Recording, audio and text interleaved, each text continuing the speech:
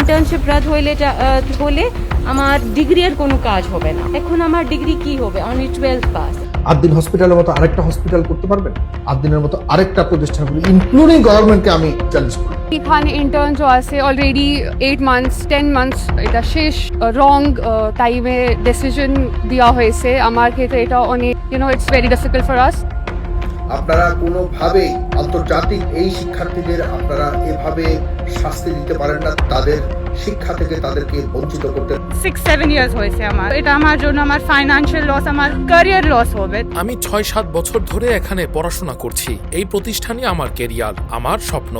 Licence বাতিল হলে আমাদের ভবিষ্যৎ অন্ধকার হয়ে যাবে। আমরা শুধু আমাদের পড়াশোনা ও স্বপ্ন বাঁচাতে চাই। অনুগ্রহ করে লাইসেন্স ফিরিয়ে দিন। এক বিদেশি শিক্ষার্থীর এই আকুতি এখন প্রশ্ন তুলছে, নিজ দেশ ছেড়ে বাংলাদেশে পড়তে আসা এসব শিক্ষার্থীর ভবিষ্যৎ দায় কে নেবে? 6-7 ইয়ার্স হয়েছে আমার। আমি এখানে সবকিছু দেখে আসছি। তারপরে এন্ড ফেজে আমার যদি এভাবে হয় তো এটা আমার জন্য আমার ফাইন্যান্সিয়াল লস, আমার ক্যারিয়ার লস হবে। আদ্দিন হাসপাতালের নিবন্ধন স্থগিতের পর চরম অনিশ্চয়তায় পড়েছে আদ্দিন উইমেন মেডিকেল কলেজের বিদেশি শিক্ষার্থীরা। বন্ধ হয়ে গেছে ক্লিনিক্যাল ক্লাস, অনিশ্চিত হয়ে পড়েছে ইন্টার্নশিপ।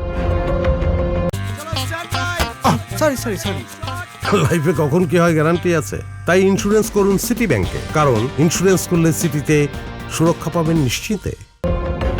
আর এই ঘটনায় এবার সরব হলেন ফেস দ্য পিপলের সম্পাদক ও প্রকাশক সাইফুর রহমান সাগর।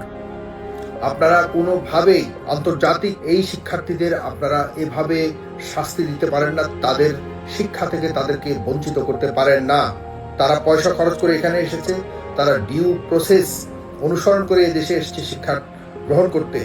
আপনারা তাদের এই অনেক শিক্ষার্থীরা আছে প্রায় শেষের দিকে এসে, তারা এখন প্রায় যখন তিনি বলেন, এটি শুধু একটি হাসপাতাল বন্ধের ঘটনা নয়, এটি বাংলাদেশের চিকিৎসা শিক্ষার আন্তর্জাতিক ভাবমূর্তির প্রশ্ন। সাইফুর সাগর বলেন, আজ যদি বিদেশি শিক্ষার্থীরা এমন অভিজ্ঞতা নিয়ে নিজ দেশে ফিরে যায়, তবে ভবিষ্যতে বাংলাদেশে মেডিকেল পড়তে আসার আগ্রহ কমে যাবে। বিদেশি শিক্ষার্থীদের আস্থা নষ্ট হলে ক্ষতিগ্রস্ত হবে পুরো শিক্ষা খাত। তিনি আরও প্রশ্ন ছুড়ে দেন, আর দিনের মতো একটি শিক্ষা প্রতিষ্ঠান যেখানে দেশ বিদেশের শিক্ষার্থীরা চিকিৎসক হওয়ার স্বপ্ন নিয়ে আসে, এমন একটি প্রতিষ্ঠান কি আমরা তৈরি করতে পারবো? আমাকে কেউ যদি বলতে পারেন যে 8 দিনের মতো আরেকটা হসপিটাল বা স্বাস্থ্য সেবা দেওয়ার মতো একটা প্রতিষ্ঠান কেউ করতে পারবেন, আমি তার কি বলবো, সারা জীবন তার কাছে আমি কৃতজ্ঞ থাকবো। প্রতি মাসে একটা করে ভিডিও করব, তার পক্ষে সে যাই করুক ভিডিও করব এবং দুনিয়ার মানুষকে জানাবো আমি তার কাছে আমি মাথা নত করে বসে আছি। আছে কেউ এরকম? চ্যালেঞ্জ দিলাম, আপনারা জানান আমাকে। 8 দিনের মতো আরেকটা প্রতিষ্ঠান ইনক্লুডিং গভর্নমেন্টকে আমি চ্যালেঞ্জ করলাম। এদিকে প্রায় কয়েক শতাধিক বিদেশি শিক্ষার্থীর ভবিষ্যৎ ঝুলে আছে সিদ্ধান্তের অপেক্ষায়। তারা বলছেন, তারা কোনো সুবিধা চাইছেন না, বরং তাদের শিক্ষা ও ক্যারিয়ার বাঁচানোর সুযোগ চান। আমার যে ইন্টার্নশিপ আছে ওটা রদ হয়ে যাবে। ইন্টার্নশিপ রদ হলে আমার ডিগ্রি আর কোনো কাজ হবে না। তো এখন আমার ডিগ্রি কি হবে? Only 12 pass. আমি এখানে 8 বছর থেকে আমার কলেজে MBBS করছি, অনেক সাফারিং করছি। আমার বাসায় থেকে 8 বছর থেকে আমি দূর হয়েছি। তো যদি গার্মেন্ট এটা আমাকে বলে দিয়েছি কি আমাকে মাইগ্রেট করতে হবে, যদি আমি মাইগ্রেট করে যাব তো এটা স্টুডেন্টসদের ডিগ্রি ইনভ্যালিডেট হয়ে যাবে, আমার ইন্টার্নশিপ ডিউরেশন যেটা আছে এটা ইনভ্যালিডেট হয়ে যাবে। তো আমরা অলরেডি এখানে ইন্টার্ন আছে অলরেডি 8 মান্থস 10 মান্থস এটা শেষ করে ফেলছে। আমার অনলি এটা এখানে শর্ট ডিউরেশন টাইম আছে যেটা আমাকে কমপ্লিট করতে হবে। তো এটা এক রং টাইমে ডিসিশন দেওয়া হয়েছে আমার ক্ষেত্রে। এটা অনেক it's very difficult for us to contemplate everything. So we requested, we asked to talk with the health secretary today, but unfortunately আমি ওনার সাথে কথা বলতে পারি নাই। but আমি ওখানে অ্যাপ্লিকেশন জমা দিয়েছি।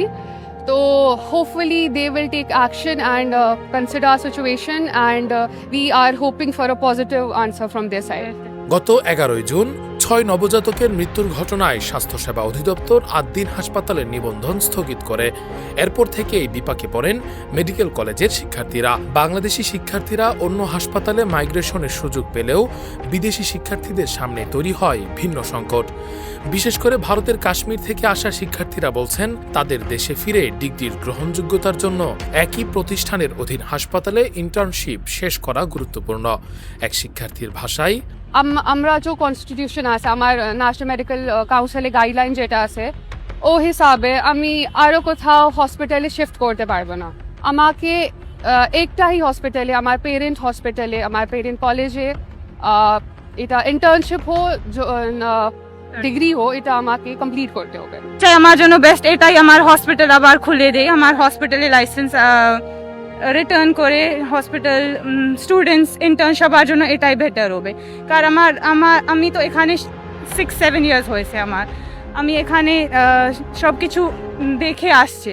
তারপরে এন্ড ফেজে আমার যদি এভাবে হয় তো এটা আমার জন্য আমার ফাইন্যান্সিয়াল লস, আমার ক্যারিয়ার লস হবে। তো আমি এটাই রিকোয়েস্ট করতে চাই, আমার জন্য প্লিজ একটা wise decision and the best decision should be taken for us. That's it.